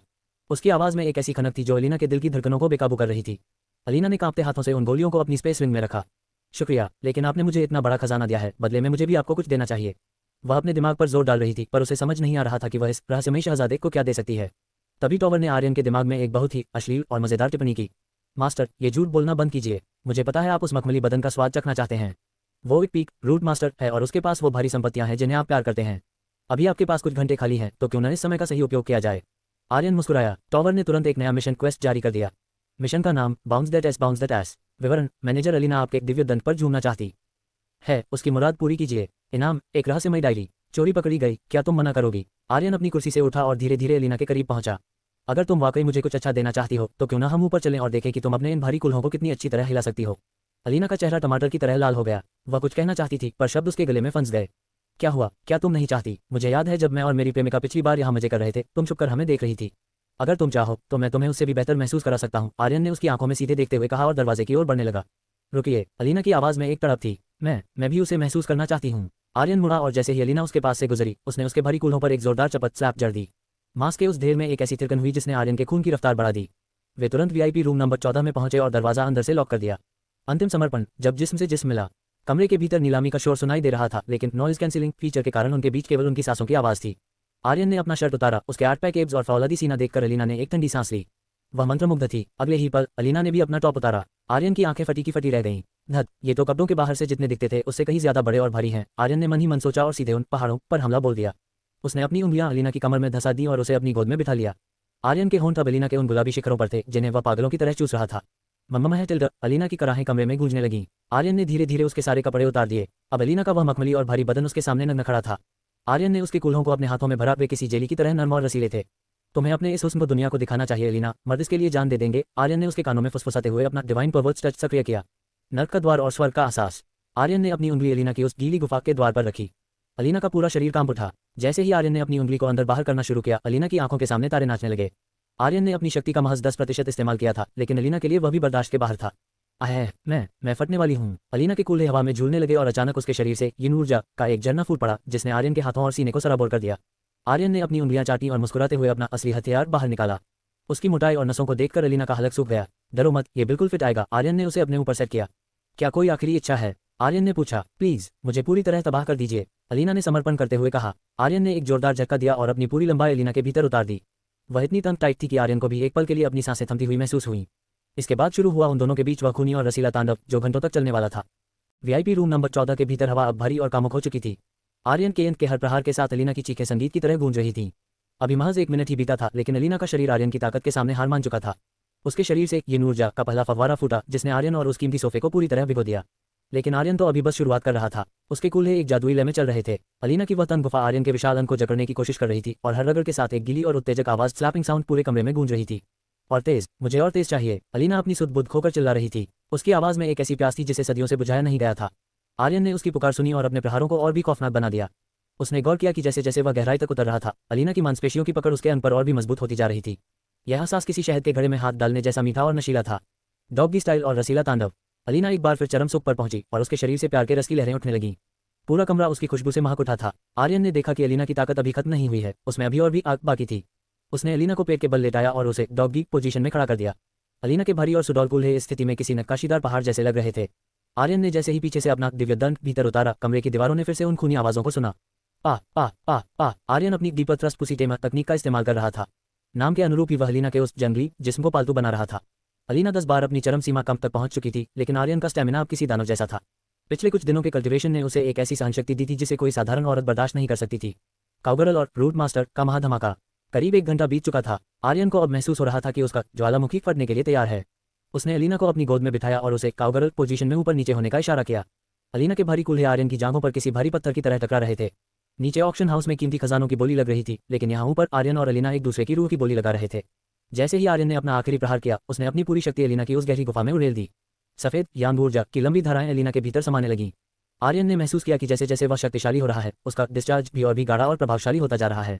और फिर एक चमत्कार हुआ। अलीना के शरीर से अचानक एक प्रचंड औरा निकला। आर्यन के उस शक्तिशाली वीर्य के संपर्क में आते ही अलीना की रुकी हुई कल्टिवेशन की दीवार ढह गई। वह महज एक रूट मास्टर से सीधे रूट ग्रैंड मास्टर लेवल 2 बन गई। उसी समय आर्यन का खुद का कल्टिवेशन भी रूट असेंडेंट की सीमाओं को पार कर गया। बधाई हो, आप रूट मास्टर लेवल 2 पर पहुंच चुके हैं। एक खौफनाक राज, ड्यूअल कल्टिवेशन सिर्फ शैतान करते हैं। आर्यन दंग रह गया। अलीना इतनी जल्दी लेवल अप कैसे कर गई? टॉवर ने समझाया, मास्टर, आपकी यान ऊर्जा किसी अमृत जैसी है। आप इन महिलाओं के लिए एक स्पिरिचुअल क्यूई बैंक बन चुके हैं। आपका डिस्चार्ज सीधे उनके कल्टिवेशन को रॉकेट की रफ्तार देता है। जब सब कुछ शांत हुआ तो अलीना फटी आंखों से आर्यन को देख रही थी। उसे अपनी नई ताकत पर यकीन नहीं हो रहा था। आर्यन ने उसे समझाने की कोशिश की, हैरान मत हो, मैंने एक ऐसी तकनीक का इस्तेमाल किया जिससे हम एक दूसरे की ऊर्जा को सोख सकें। अलीना ने चौंक कर पूछा, तो क्या आप ड्यूअल कल्टिवेशन का अभ्यास कर रहे हैं? आर्यन ने सहजता से कहा, हाँ, क्यों? अलीना का चेहरा सफेद पड़ गया। उसने आर्यन का हाथ पकड़ते हुए गंभीर आवाज में कहा, लेकिन ये कैसे मुमकिन है? पूरे साम्राज्य में यह माना जाता है कि ड्यूअल कल्टिवेशन की कला केवल राक्षस डीमंस ही जानते और कर सकते हैं। क्या आप एक शैतान हैं? आर्यन के चेहरे से मुस्कान गायब हो गई। बाजी अब पूरी तरह पलट चुकी थी। उसे समझ आया कि उसने अनजाने में एक ऐसा राज खोल दिया है जो उसे पूरे साम्राज्य का दुश्मन बना सकता है। जब आर्यन केएन को प्रिमोडियल केस ड्रैगन टॉवर की विरासत मिली थी, तो उसे बस इतना पता था कि वह ड्यूअल कल्टिवेशन के जरिए शक्तिशाली बन सकता है। उसके लिए यह एक सीधा सा सौदा था, जितना ज्यादा और जितने शक्तिशाली साथी के साथ वह शारीरिक संबंध बनाएगा, उसकी ताकत उतनी ही तेजी से बढ़ेगी। उसने कभी इसके पीछे के क्यों और कैसे पर गौर नहीं किया था। उसके लिए तो यह महज मजे के साथ पावर अपग्रेड करने का एक जरिया था। लेकिन अलीना की बातों ने आज उसके पैरों तले जमीन खिसका दी थी। अलीना के चेहरे पर अभी भी वह हैरानी साफ दिख रही थी। आर्यन, ड्यूअल कल्टिवेशन कोई ऐसी कला नहीं है जिसे इंसान या कोई और नश्वर जाति अभ्यास कर सके। जहां तक इतिहास गवाह है, ये शक्ति केवल इंक्यूबस और सक्यूबस जैसे राक्षसों के पास होती है। तुम शायद इस पूरी मानव सभ्यता के पहले ऐसे व्यक्ति हो जो राक्षसों के बाहर इस कला का इस्तेमाल कर रहे हो, अलीना ने बेहद गंभीर और संतुलित आवाज में कहा। आर्यन के माथे पर चिंता की लकीरें उभरी। ये तो काफी बड़ी समस्या लग रही है ना? अलीना ने उसकी घबराहट को ताड़ लिया और तुरंत उसका हाथ थाम लिया। थोड़ी सी, लेकिन तुम्हें फिक्र करने की जरूरत नहीं है। मैं ये राज किसी को नहीं बताऊंगी। आर्यन ने मुस्कुराते हुए उसके सिर पर हाथ रखा। वह जानता था कि अलीना अब उसकी हो चुकी है। तभी टॉवर ने उसके दिमाग में एक खौफनाक सुझाव दिया, मास्टर, क्या इस पर भरोसा किया जा सकता है? अगर आप कहें तो मैं इसकी आज की सारी यादें मिटा सकता हूँ। या फिर इसे दुनिया के नक्शे से ही मिटा सकता हूँ। बस एक इशारा कीजिए। अरे शांत हो जाओ टॉवर, उसे सांस तो लेने दो। आर्यन ने मन ही मन टॉवर को चिढ़का। वह जानता था कि एक सेंटेस्ट से लेने के शीशे पर हाथ डालने की हिम्मत कोई नहीं करेगा, और अगर कोई आया भी तो वह तब तक इतना शक्तिशाली हो जाएगा कि उनकी पीढ़ियों को मिटा दे। दूसरा दौर, गले तक उतरा जुनून। माहौल को हल्का करने के लिए आर्यन ने एलिना के भारी कूल्हों को सहलाना शुरू किया। अलीना भी जैसे इसी का इंतजार कर रही थी। वह नीचे झुकी और आर्यन के उस फौलादी अंक को अपने मुंह में भर लिया। अगले 10 मिनट तक कमरे में केवल अलीना के सकिंग की आवाज़ गूंजती रही। आर्यन ने महसूस किया कि अलीना भले ही लिलियन की तरह थ्रोट गोट न हो, लेकिन उसकी कोशिशें उसे मदहोश कर रही थीं। जब आर्यन का सब्र जवाब दे गया तो उसने अपनी पूरी यान ऊर्जा अलीना के गले में उड़ेल दी। अलीना को कुछ पल के लिए सांस लेने में दिक्कत हुई, पर उसने एक बूंद भी बाहर नहीं गिरने दी। क्या तुम थक गई हो या एक और राउंड की हिम्मत है? आर्यन ने मुस्कुराते हुए पूछा। अलीना ने शर्मिंदा होकर ऊपर देखा और बुदबुदाते हुए कहा, मैं जारी रखना चाहती हूँ। आर्यन ने उसे उठाया और उसकी टांगों को अपने कंधों पर रख दिया। ये पोजीशन इतनी घातक थी कि अलीना की गुफा की दीवारें आर्यन के अंक को और भी मजबूती से जकड़ रही थीं। एक बार फिर स्लैपिंग साउंड और अलीना की कराहें वीआईपी रूम नंबर 14 की दीवारों से टकराने लगीं। वीआईपी रूम 34, इंग्रिड की गीली जासूसी। बाहर नीलामी अपने पूरे शबाब पर थी, लेकिन वीआईपी रूम 34 में एक अलग ही ड्रामा चल रहा था। वहाँ इस साम्राज्य की सबसे बड़ी सुंदरियों में शुमार इंग्रिड बैठी थी। उसके पास रैंडी नाम का एक युवक बैठा था जो उसे इम्प्रेस करने की नाकाम कोशिशें कर रहा था। इंग्रिड और रैंडी डिवाइन पैलेस सेक्ट के कोर डिसाइपल्स थे जो रूट सेज लेवल 1 की ताकत रखते थे। लेकिन रैंडी को अंदाजा भी नहीं था कि इंग्रिड की रहस्यमयी आंखें नीलामी पर नहीं, बल्कि वीआईपी रूम 14 के भीतर चल रहे खूनी खेल पर टिकी थीं। इंग्रिड अपनी खास शक्तियों के जरिए सब देख पा रही थी, कैसे आर्यन का वह विशाल ड्रैगन अलीना की गहराई को नाप रहा था। वह आर्यन के स्टेमिना को देखकर दंग थी। जैसे जैसे वह आर्यन के हर झटके को देख रही थी, उसका अपना शरीर जवाब देने लगा। उसकी जांघों के बीच से एक गर्म रस की धारा निकली और उसके रेशमी कपड़ों को एक सफेद लकीर की तरह भिगो दिया। वह कल्टिवेशन की जीनियस थी, लेकिन आज एक अनजान मर्द के साहस ने उसकी रूह को झकझोर दिया था। वह न चाहते हुए भी उस अनुभव की कल्पना करने लगी थी। आर्यन की जादुई नजर चोरी पकड़ी गई। कमरे के भीतर आर्यन ने अपना आखिरी डिस्चार्ज अलीना के भीतर छोड़ दिया और आराम से कुर्सी पर पीछे की ओर झुक गया। उसके चेहरे पर एक विजेता की मुस्कान थी। अचानक आर्यन ने अपनी गर्दन घुमाई और सीधे वीआईपी रूम 34 की ओर देखा। उसकी नजरों में एक शरारती और सब कुछ जान लेने वाली चमक थी। उसने हवा में एक शरारती मुस्कान दी, जैसे वह कह रहा हो, देख लिया सारा तमाशा। उधर रूम 34 में इंग्रिड अचानक उछल पड़ी, जैसे उसे बिजली का झटका लगा हो। वह डर के मारे अपनी कुर्सी से गिरने ही वाली थी। बड़ी बहन इंग्रिड, क्या आप ठीक हैं? रैंडी ने घबराकर पूछा। मैं ठीक हूँ, फिक्र मत करो, इंग्रिड ने खुद को संभालते हुए कहा, लेकिन उसका दिल जोर जोर से धड़क रहा था। उसे इतनी शर्मिंदगी महसूस हो रही थी कि वह चाहती थी कि जमीन फट जाए और वह उसमें समा जाए। उसे पकड़ा गया था। एक अजनबी मर्द ने उसे जासूसी करते हुए पकड़ लिया था। उसे अंदाजा नहीं था कि यह हैंडसम अजनबी अगले कुछ महीनों में उसकी जिंदगी को पूरी तरह बदलने वाला है। वीआईपी रूम नंबर 14 के भीतर सन्नाटा था, लेकिन आर्यन के दिमाग में हलचल मची हुई थी। उसे इस बात से रत्ती भर भी फर्क नहीं पड़ रहा था कि कोई उसे चुपकर देख रहा है। उसका मानसिक स्तर सामान्य इंसानों से बहुत ऊपर, या यूं कहें कि बहुत टेढ़ा था। आखिर वह पृथ्वी पर एक एडल्ट फिल्म डायरेक्टर रह चुका था। बेशर्मी तो उसके खून में दौड़ती थी। उसने इंग्रिड की ओर देखकर एक ऐसी मुस्कान दी जो नफरत की नहीं बल्कि आमंत्रण की थी। वह उसे जताना चाहता था कि उसकी चोरी पकड़ी जा चुकी है। पिछली बार अलीना ने फॉर्मेशन के साथ छेड़छाड़ की थी, लेकिन आज सुरक्षा चक्र 100% मजबूत था। रूट सेज लेवल से नीचे का कोई भी योद्धा इसे भेद नहीं सकता था। तभी टॉवर ने एक चौंकाने वाला खुलासा किया। मास्टर, उस लड़की के पास वॉइड आइज यानी शून्य आंखें हैं। ये आंखें शून्य के पार देख सकती हैं। उसके लिए ये दीवारें और फॉर्मेशन कांच की तरह पारदर्शी हैं। आर्यन की दिलचस्पी अब बढ़ चुकी थी। इंग्रिड ने शुरू से अंत तक आर्यन और अलीना के खेल को किसी फिल्म की तरह देखा था। आर्यन ने अपनी मुस्कान से उसे साफ संदेश दे दिया था, अगर तुम चाहो तो मैं तुम्हें भी वही अनुभव दे सकता हूं जो अलीना ले रही है। मना करना तो आसमान की तौहीन होगी। 6 घंटे का खूनी मैराथन, अलीना का पूर्ण समर्पण। इधर आओ। आर्यन ने अलीना के भारी कूल्हों को पकड़कर उसे अपनी गोद में खींच लिया। उसने उन रसीले कूल्हों को इतनी मजबूती से मसला कि अलीना के मुंह से एक मदहोश कराह निकल गई। आर्यन ने सोचा कि क्या अलीना को अपने हरेम में शामिल कर लेना चाहिए, लेकिन फिर उसने खुद को रोका। अगर वह हर खूबसूरत औरत को जोड़ता गया तो पूरा साम्राज्य उसके हरेम में होगा। वह मजे लेना चाहता था, पर अपनी बुद्धि को वासना के अधीन नहीं होने देना चाहता था। क्या तुम्हें मजा आया अलीना? आर्यन ने अपने चमकते हाथों से उसकी मालिश करते हुए पूछा। यह मेरी जिंदगी का सबसे बेहतरीन एहसास था, अलीना ने हाँफते हुए जवाब दिया। आर्यन ने उसके सुडौल बदन की तारीफ की और अलीना ने बिना किसी शर्म के उसका फौलादी अंग फिर से थाम लिया। अगले 6 घंटों तक उस कमरे में रूहानी और जिस्मानी प्यास बुझाने का खेल चलता रहा। परिणाम, आर्यन लेवल 3 रूट मास्टर। उसने अपनी गति जानबूझकर धीमी रखी ताकि मास्टर से लेने को शक न हो। Alina level 4 root grand master. Aryan के जादुई डिस्चार्ज ने उसे नई ऊंचाइयों पर पहुंचा दिया था। एक झूठ और जादुई उपहार। जब खेल खत्म हुआ और अलीना कपड़े पहनने लगी तो वह थोड़ी चिंतित थी। आर्यन, मैं लोगों को अपनी ताकत में आए इस अचानक उछाल का क्या जवाब दूंगी? आर्यन मुस्कुराया। अपनी इन गोलियों पिल्स पर सारा इल्जाम डाल दो। कहना कि ये इतनी चमत्कारी है कि इन्होंने तुम्हारी काया पलट दी।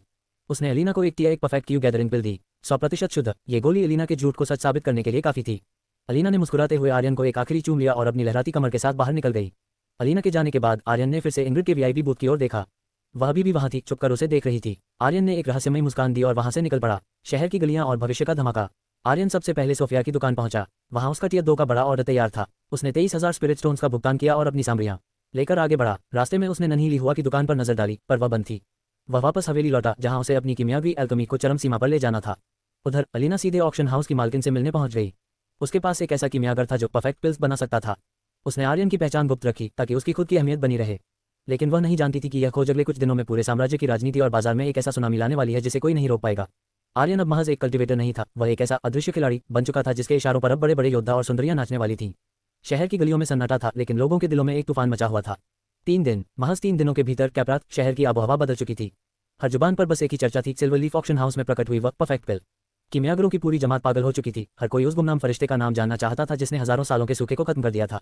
लेकिन इस रहस्य की चाबी केवल एक ही इंसान के पास थी, मैनेजर अलीना। अलीना की किस्मत रातों रात बदल गई थी। जैसे ही दुनिया को पता चला कि वह एक रूट ग्रैंड मास्टर लेवल 4 बन चुकी है, ऑक्शन हाउस में उसका कद देवताओं जैसा हो गया। मालकिन ने उसे अपना सबसे कीमती हीरा घोषित कर दिया था। अलीना ने चतुराई दिखाते हुए आर्यन से मिली सैकड़ों गोलियों में से केवल 4 अपनी मालकिन को सौंपी, जो उसे आगामी वार्षिक नीलामी का मुख्य नीलामकर्ता ऑक्शनियर बनाने के लिए काफी थी। शहर में मुनादी कर दी गई, 1 हफ्ते के भीतर 3 परफेक्ट या 0 गोलियों की नीलामी होगी। ये खबर जंगल की आग की तरह पूरे साम्राज्य में फैल गई। एशलैंड हवेली का नर्क और डार्क लेडी का आगमन। लेकिन जहां ऑक्शन हाउस खुशियां मना रहा था, वहीं शहर के दूसरे कोने में एशलैंड हवेली के भीतर मौत का सन्नाटा पसरा था। कमरे के बीचों बीच एक रहस्यमयी महिला बैठी थी, जिसके चेहरे पर एक नकाब था और उस नकाब पर एक उदास चेहरा फ्राउन पेंट किया गया था। वह डार्क लेडी थी, डेविल स्पिरिट चर्च की एक खौफनाक कसाई और एक पीक रूट सेज। उसके पैरों के पास डेविड एशलैंड और डेजी एशलैंड किसी कीड़े की तरह रेंग रहे थे। पास ही विडा, रीटा और यिन बेहोश पड़ी थी, बल्कि विडा तो मर चुकी थी। डार्क लेडी के औरत ने पूरे कमरे की हवा को जहर बना दिया था। तो डार्क लेडी की आवाज किसी ठंडी छुरी जैसी थी। तुम मुझे ये बता रहे हो कि वह स्पिरिट रूट जिसे मैं तुम्हारी बेटी के शरीर से निकालकर अपने चर्च के लिए एक नया योद्धा बनाने वाली थी, वह तुम्हारे हाथों से फिसल गया, और तुम हाथ पर हाथ धरे मेरा इंतजार कर रहे थे कि मैं आकर तुम्हारा गन साफ करूं। डेविड का चेहरा सफेद पड़ गया। डेजी ने कांपते हुए कहा, मेरी लेडी, समझने की कोशिश कीजिए। एल्डरफोर्ड परिवार को अब स्वॉर्ड सेंटेस से लेने का संरक्षण प्राप्त है। हम एक पीक रूट सेज का मुकाबला नहीं कर सकते थे। डार्क लेडी की आंखों में चमक उभरी। सेलेने, उस औरत से मेरा पुराना हिसाब बाकी है। वह मुझे मार तो नहीं सकती, लेकिन उसे हराना भी आसान नहीं है। उसने अपना ऑरा वापस लिया और ठंडे लहजे में आदेश दिया, योजना बदलो। जब वे वापस अपने सेक्ट डिवाइन पैलेस सेक्ट की ओर निकलेंगे, हम रास्ते में घात लगाकर हमला करेंगे, एम्बुश। अपने जासूस तैयार रखो, जैसे ही वे निकले मुझे खबर मिलनी चाहिए। इतना कहकर वह साई की तरह वहां से गायब हो गई। एशलैंड की घिनौनी चाल, लीहुआ की किडनैपिंग। डार्क लेडी के जाते ही डेविड और डेजी ने राहत की सांस ली। डेविड के चेहरे पर एक शैतानी मुस्कान आ गई। अगर हम भाग्यशाली रहे तो डार्क लेडी और सेलेने एक दूसरे को खत्म कर देंगी और हम आजाद हो जाएंगे। डेजी ने पूछा, लेकिन उस स्पिरिट रूट का क्या जो हमारे हाथ से निकल गया? चर्च हमें छोड़ेगा नहीं। डेविड ने हंसते हुए जवाब दिया, उसकी फिक्र मत करो, मेरे पास उससे भी बड़ी चीज है, परमाणु दिव्य शरीर, एटॉमिक डिवाइन बॉडी। मेरे आदमियों ने उस छोटी लड़की लीहुआ को कल ही उठा लिया है और उसे मकोसा जेल, मकोसा प्रिजन की सबसे गहरी कोठरी में बंद कर दिया है। चर्च इस सौदे से खुश हो जाएगा। इतना कहकर डेजी अपने पति पर झपट पड़ी और उस मरे हुए शरीर और बेहोश बहनों के बीच ही उनकी वासना का खेल शुरू हो गया। उन्हें अंदाजा नहीं था कि उन्होंने जिस लीहुआ को छेड़ा है वह आर्यन केन की नजर में पहले ही आ चुकी है। आर्यन की तैयारी, मौत का साया करीब है। उधर एल्डरफोर्ड हवेली में आर्यन अपनी किमियावी को चरम पर ले जाने में जुटा था। वह नहीं जानता था कि उसकी प्यारी दोस्त लीहुआ जेल में है और उसकी मास्टर से लेने पर मौत का साया मंडरा रहा है। लेकिन आर्यन अब महज एक कल्टिवेटर नहीं था, वह एक ऐसा ज्वालामुखी था जो फटने के लिए बस एक चिंगारी का इंतजार कर रहा था। पफ, काले धुएं का एक छोटा सा गुबार भट्टी कॉल्ड्रन से बाहर निकला, जो इस बात का संकेत था कि आर्यन ने एक बार फिर प्रकृति के नियमों को चुनौती दी है। उसने धीरे से भट्टी का ढक्कन हटाया और भीतर से एक दमकती हुई गोली निकाली। यह एक और परफेक्ट पिल थी। टॉवर, जो आर्यन की हर सांस पर नजर रखे हुए था, तुरंत स्क्रीन पर चमक उठा।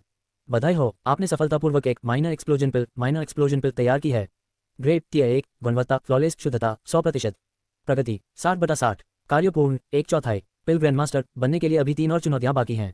आर्यन पिछले 3 दिनों से बिना पलक झपकाए किमियावी की भट्टी में खुद को तपा रहा था। उसे ग्रैंडमास्टर की उस लीग में शामिल होना था जहां टियर 3, 4 और 5 की ऐसी जादुई औषधियां बनती हैं जो मौत को भी मात दे सकें। साधारण किमियागरों के लिए टियर 3 से ऊपर जाना नामुमकिन सा होता है, क्योंकि इसके लिए रूह की वो ताकत, सोल स्ट्रेंथ चाहिए जो देवताओं के पास होती है। लेकिन आर्यन के पास वो ब्रह्मास्त्र था जो किसी के पास नहीं, पिल सेलेस्टियल की प्राचीन तकनीक। और उसकी रूह तो साक्षात देवी वेक्स्ट्रा के साथ बिताए गए उन 365 दिनों की आग में तपकर औलाद बन चुकी थी। सेलेने की दुविधा, शिष्य मेरा है, दुनिया का नहीं। मास्टर सेलेने पिछले 3 दिनों से एक पल के लिए भी आर्यन के पास से नहीं हिली थी। वह मंत्रमुग्ध होकर देख रही थी कि कैसे एक के बाद एक परफेक्ट पिल उस भट्टी से बाहर आ रही थी। क्या लगता है मास्टर, इस हुनर के साथ जब मैं आपके सेक्ट में कदम रखूंगा तो क्या वहां की सुंदरियां मुझ पर फिदा नहीं होंगी? आर्यन ने एक स्टेमिना रिकवरी पिल चबाते हुए शरारत से पूछा। सेलेने ने बस अपना सिर हिलाया, अविश्वसनीय। उन्हें अपने कम्युनिकेशन टोकन पर सेक्ट से लगातार संदेश मिल रहे थे। पूरे शहर में परफेक्ट पिल को लेकर जो कोहराम मचा था, उसकी खबर सेक्ट तक पहुंच चुकी थी। सेक्ट चाहता था कि सेलेने उस रहस्यमय किमियागर का पता लगाएं, लेकिन सेलेने के मन में एक अजीब सा स्वार्थ जाग रहा था। उन्हें लग रहा था कि अगर उन्होंने दुनिया को सच बता दिया तो उन्हें अपना यह अनमोल शिष्य सबके साथ बांटना पड़ेगा, और वह ऐसा बिल्कुल नहीं चाहती थी, कम से कम सेक्ट लौटने तक तो नहीं। बिस्तर पर कल्टिवेशन, रफ्तार और गहराई का संगम।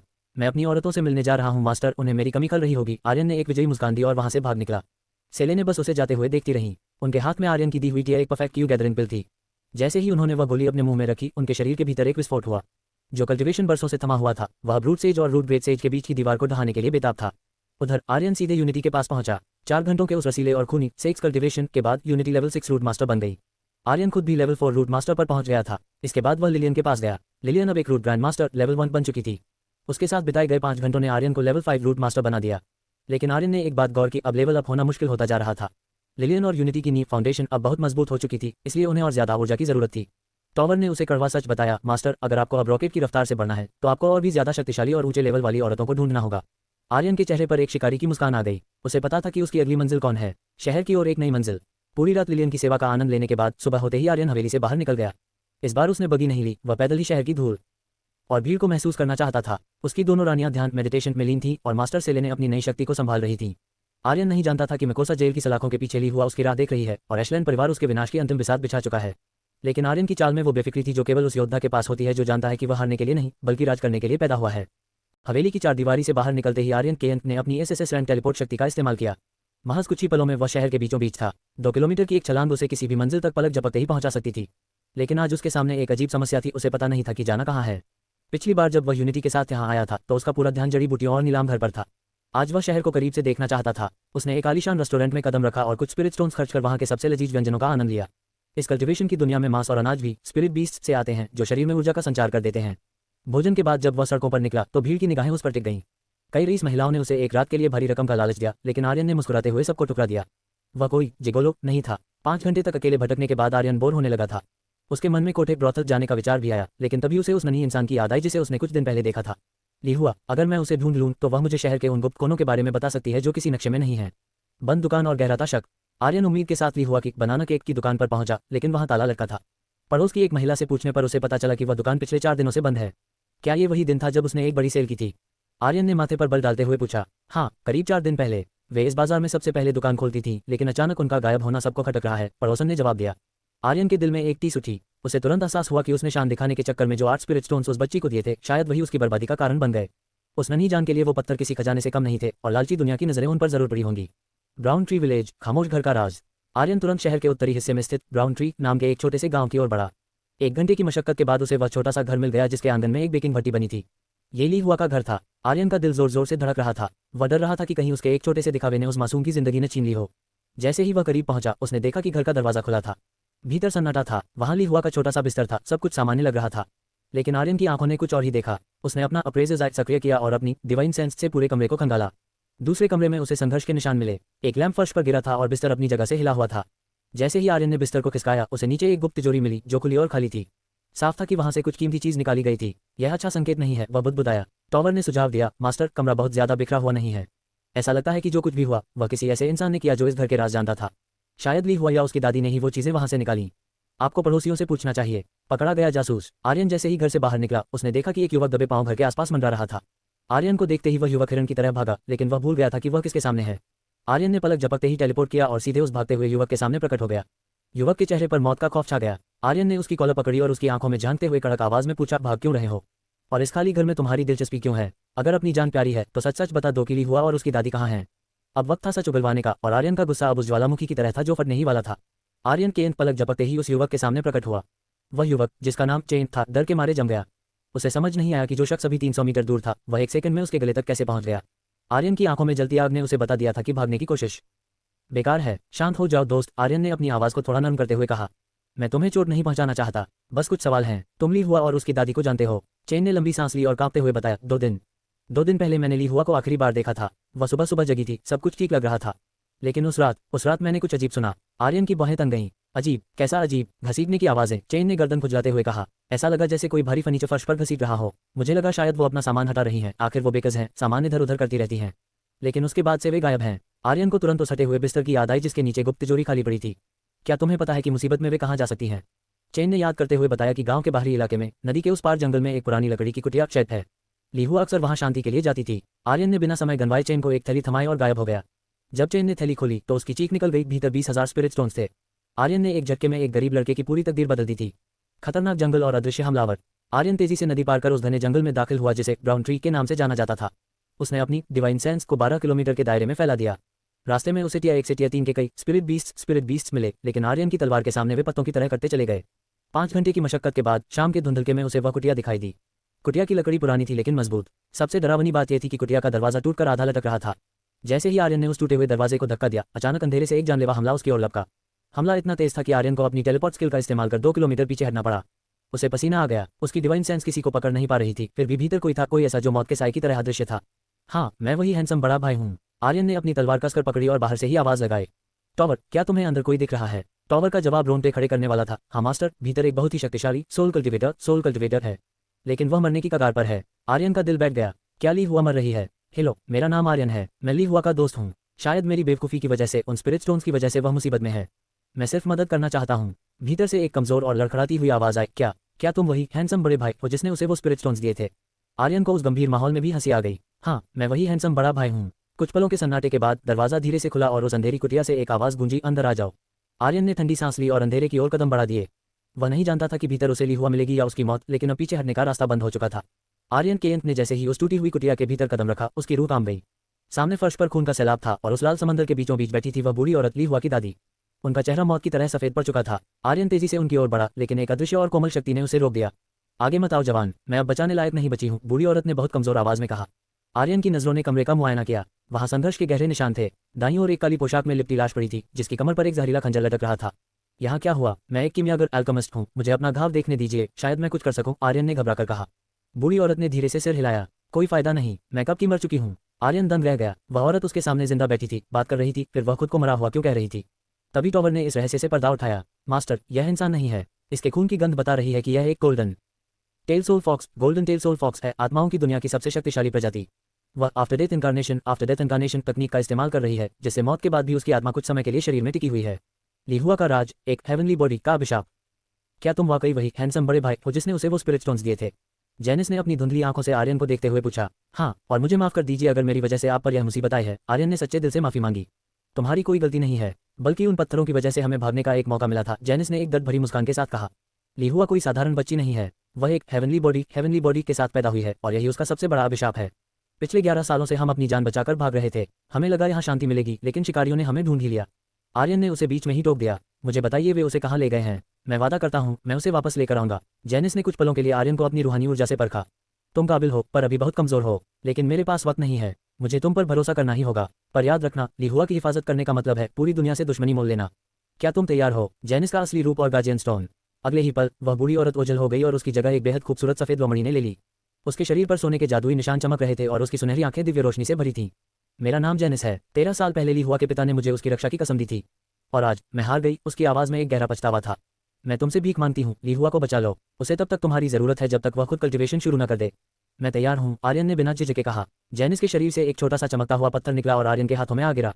यह एक गार्जियन स्टोन था। जैसे ही आर्यन ने अपनी ऊर्जा उस पत्थर में डाली, उसके दिमाग में धमाके होने लगे। गार्जियन टॉवर, मौत का नया देवता। सिस्टम ने आर्यन की दुनिया ही बदल दी। गार्जियन टॉवर अनलॉक हो चुका है। स्पिरिचुअल स्ट्रेंथ जोड़ 100 हमेशा के लिए। नया divine skill, guardians protect rank SSS। शक्तियां देखकर आर्यन के होश उड़ गए। रौद्र रूप, अगर उसके प्रोटेक्शन में रहने वाले किसी भी व्यक्ति को चोट पहुंचती है तो आर्यन की सारी शक्तियां 500% बढ़ जाएंगी। साइड इफेक्ट, भयानक गुस्सा और खून की प्यास। गार्डियंस फ्यूरी, दिन में एक बार आर्यन अपनी शक्तियों को 2000% 20 गुना तक बढ़ा सकता है।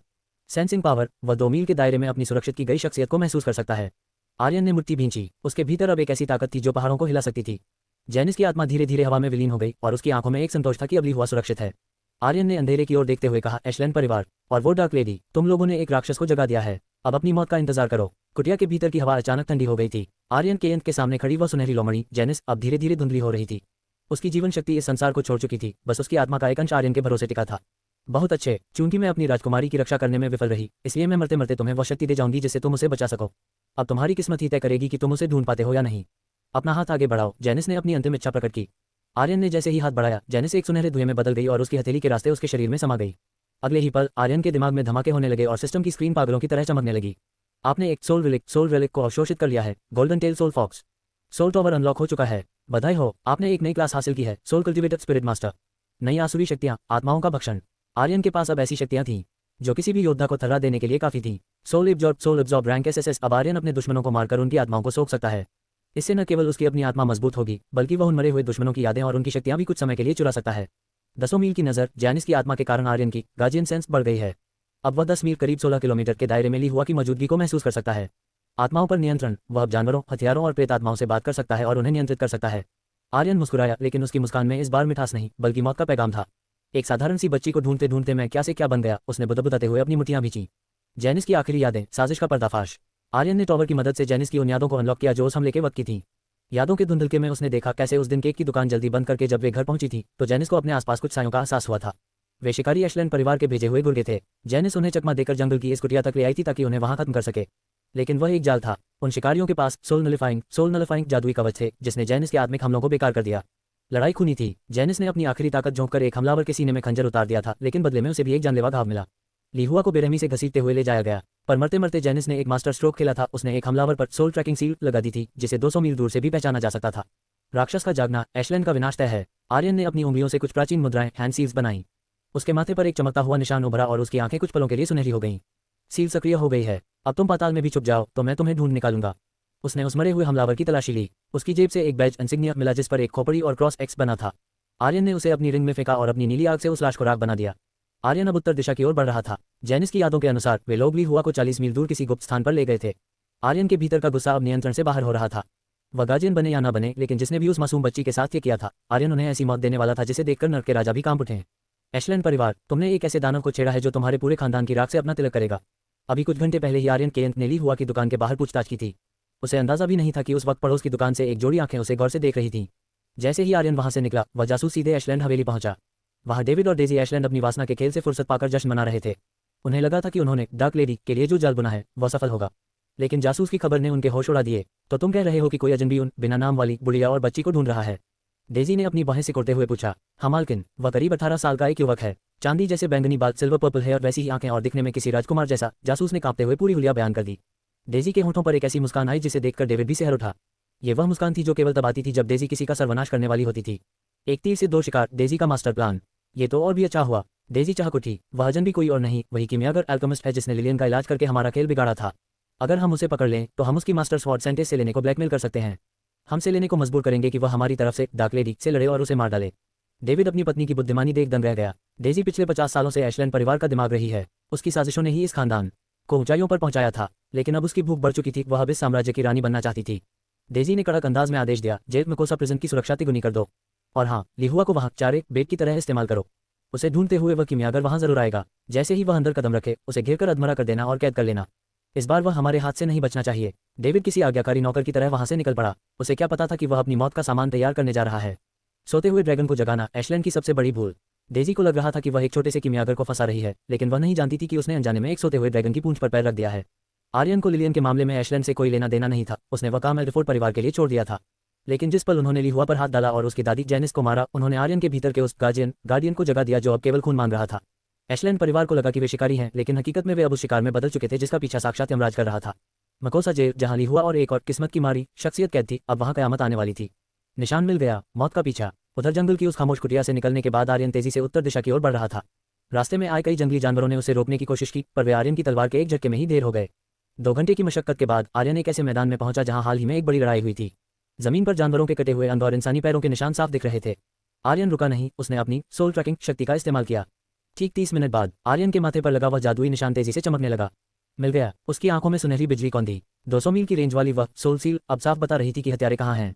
आर्यन ने अपनी तलवार को मजबूती से पकड़ा और हवा को चीरते हुए उस दिशा में गायब हो गया। एशलैंड परिवार की साजिश तैयार थी, लेकिन आर्यन का गार्जियन फ्यूरी उससे भी बड़ा धमाका करने के लिए बेताब था। नेक्स्ट पार्ट के लिए सिस्टम लिखें।